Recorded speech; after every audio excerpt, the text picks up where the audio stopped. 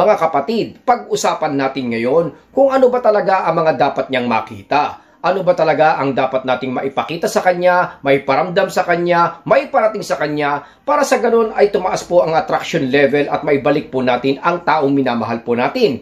Let's say na tayo po ay na-dump, or let's say tayo po ay nasa kalagitnaan nga po ng isang matinding breakup mga utol, kung saan tayo ay nagpapanik at hindi po natin maintindihan at alam ang eksaktong gagawin. Kung saan tayo ay nasa kalagitnaan ng isang hiwalayan, or let's say, kailan lang ay tayo ay na-reject. Ito mga utol ay ipaliliwanag natin ngayon para maintindihan natin kung ano ba talaga ang hakbang na dapat nating gawin. Paalala, ang pag-uusapan natin ngayon ay hindi po kung halimbawang tayo po ay naghahanap ng mga tricks man lang or mga technique mga utol. Ito po exactly kung halimbawang gusto mong ibalik ang ex-boyfriend or ex-girlfriend mo, or let's say ex-wife, ex-husband. Ito po ay may malaking maitutulong. What I mean by tricks na binanggit ko kanina mga utol is kung halimbawang may balak kang gumante, or let's say balak mo siyang manipulahin, baliktarin mga kapatid, ito po ay hindi magiging epektibo po para sa atin dahil ito po ay may legit at may malinis na proseso at dynamics. Kasi alam naman po natin na ako po ay may hangarin na tulungan ang bawat isa para marating po ang isang healthy relationship mga utol. Pag tayo ay biglang nakakaramdam ng ganitong sakit mga kapatid, alam ko po na tayo ay bound to panic. Tayo po ay natataranta at tayo po ay nagkakaroon ng fears at anxiety mga kapatid. Alam naman po natin na pag nararanasan natin ito mga kapapong, ay hindi po tayo nakakapag-isip ng matino at tuwid. Sa sitwasyon na na-experience natin ngayon mga kapatid, alam kong magulo at uncertain ang mga bagay-bagay. Pero isa po sa mga sigurado po tayo na tayo po at ang ex natin or yung taong nag-reject sa atin mga utol ay somehow nakakaranas po ng kalungkutan. Pag-usapan na natin kung anong dapat niyang makita in order for things to get better at magkaroon po tayo ng malaking pag-asa po na maibalik po ang ex natin, or let's say magkaroon nga po siya ng self-doubt and later on siya po ay ma-attract din po sa atin in the future. Number one po dyan mga utol, pag tayo po ay nakaranas nito, unang-una, syempre, do not ever panic. Kailangan po natin ng focus at kailangan po natin ng self-control. Hindi po natin magagawa ito mga kapatid ay masesense po niya na hindi po natin kayang i-control or hindi po tayo capable na i-handle po ang ganitong klaseng problema.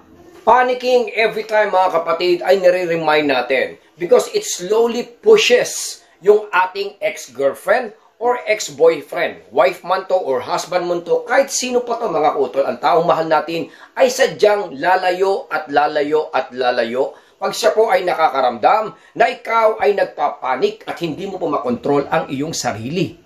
Second, wag na wag po tayong hahabol mga utol. Ito po ay lagi natin binabanggit kasi sometimes tayo ay gumagawa ng mga paraan. We thought ito ay mga ways to prove to him or her na mahal natin siya. But actually, kung tayo po ay tatayo sa kalagayan niya mga utol, ang dating po natin ay pinupush natin siya. Ang dating po sa kanya mga kapatid ay binabaluktot niyo po yung naging desisyon.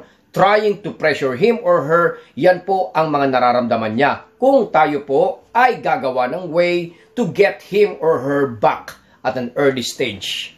Kasi po, if you act desperate at miserable po sa harapan po niya habang kayo po ay nasa kalagitnaan ng breakup, siya po ay magkakaroon ng less and less at tuluyan na pong mawawala ang attraction po niya sa atin. Slowly, ang respeto, attraction level, trust, respect, lahat po yan ay bababa ng bababa. Until such time na dumating po yung point na kaya kanya na pong itapon.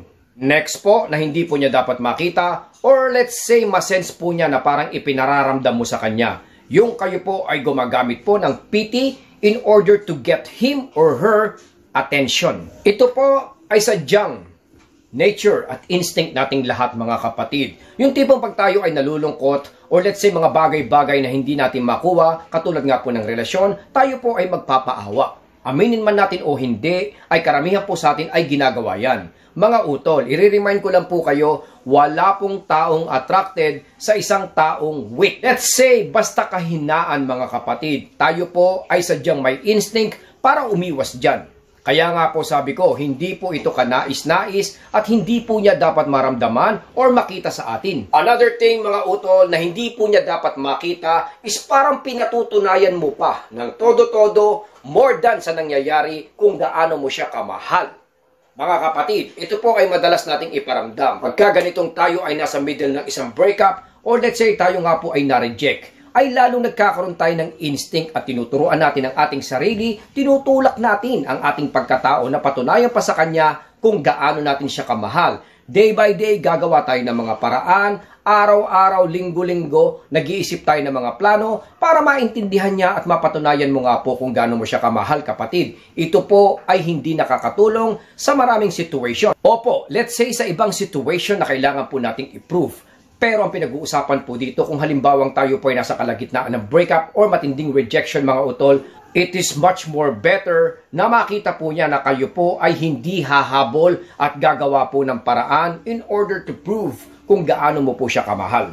Tulad nga po ng mga nabanggit ko before, ang taong nakarelasyon natin, of course, alam na po niya kung gaano mo siya kamahal, many times ay napatunayan mo na yan mga utol, kaya sinasabi ko po na wag dahil hindi po ito ang hinahanap niya. Kaya sinasabi ko po mga kapatid dahil hindi po ito ang hinihintay niya. Hindi po ito ang gusto niyang makita. Much better kung tayo po ay magpapakita ng strength. Letting him, her to know na kayo po ay naghihintay. We'll do everything para na maibalik siya mga kapatid. Kayo po ay legit at 100% na mapapatunayan niya na very dependable sa kanya mga utol. Ito po ay isang unattractive traits at hindi po makakatulong kung gusto nating ibalik ang ating ex. Meaning to say, hindi po siya ganun ka-interested mga kapatid para mapatunayan or malaman or marinig man lang kung gaano mo siya kamahal. Siya po ay naghahanap ng changes or development. Sabi ko nga po, lalong-lalo na po sa mga nakakausap po natin sa ating coaching, Papong TV Helpline, binabanggit ko po doon na you need to deal with your ex strategically at hindi po emotionally kapatid dahil hindi po ito ang hinahanap niya.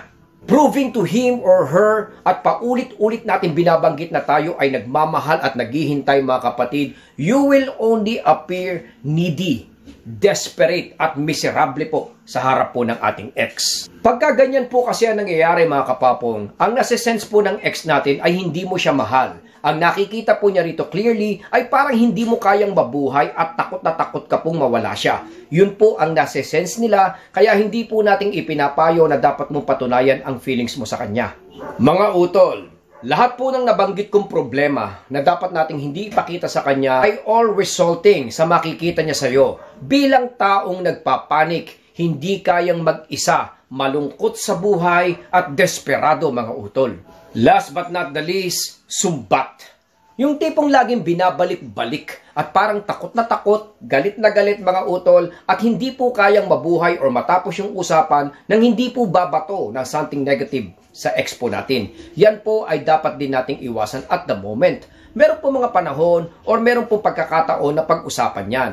Pero sa mga panahon na to, kung saan kailangan pong makita ng ex natin ang isang clear way papunta sa inyo, attitude-wise mga kapatid, dapat makita niya na kayo po ay walang kaproble-problema. Na kayo po ay positibo at hindi po nag-aalala. At comfortable naman po at naiintindihan ng gusto yung breakup.